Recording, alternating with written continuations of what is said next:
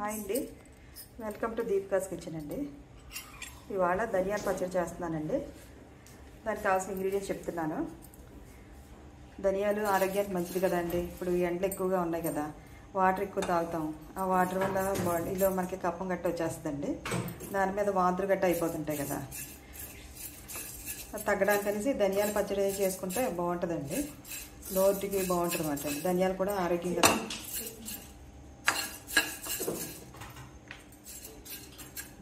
టిఫిన్లోకి గట్ట బాగుంటుందండి. ఇడ్లీలోకి, దోశలోకి చాలా బాగుంటుంది.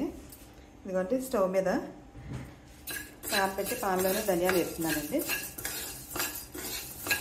ధనియాలు బాగా వేగాలండి. కమ్మట వాసన వచ్చే వరకు ఉత్తివేయండి.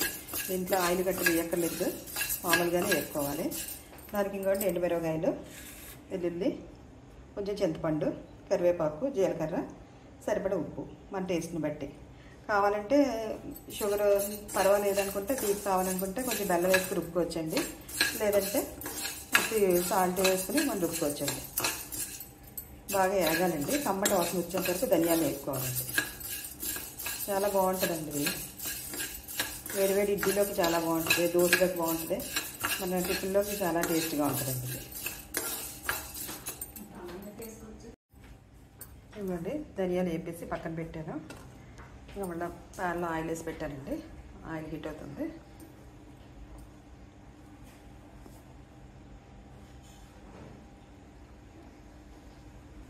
ఇప్పుడు ఈ ఆయిల్లో ఈ పోపు వేసుకోవాలన్నమాట అండి.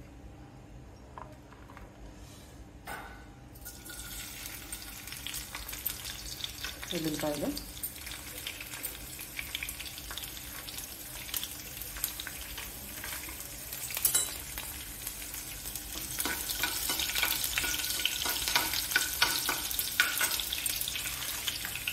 ఎండాకాలం వాటర్ ఎక్కువ తాగేస్తాం కదండి, దానివల్ల బాడీలో కప్పం పట్టేస్తుంటుంది.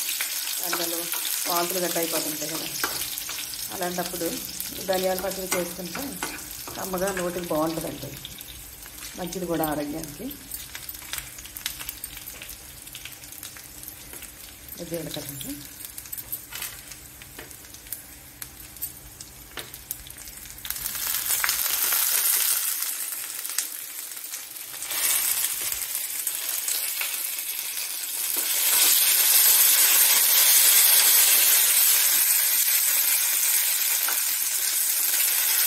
పోపు అయిపోయిందండి. స్టవ్ ఆఫ్ చేస్తున్నాను.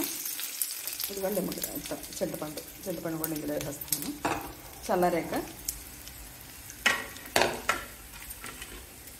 చల్లారిన తర్వాత అప్పుడు ఇవన్నీ కలిపి మిక్సీలో వేసుకుని రుబ్బుకోవాలండి. మన టేస్ట్ని బట్టి సాల్ట్ వేసుకోవాలి.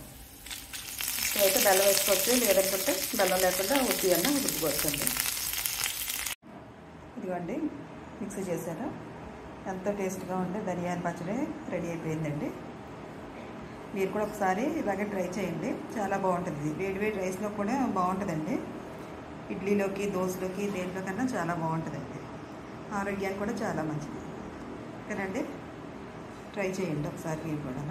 నచ్చితే లైక్ చేయండి, షేర్ చేయండి, సబ్స్క్రైబ్ చేసుకోండి. ఇదిగోండి, మిక్సీ చేశాను. ఎంతో టేస్ట్గా ఉండే ధనియాల పచ్చడి రెడీ అయిపోయిందండి.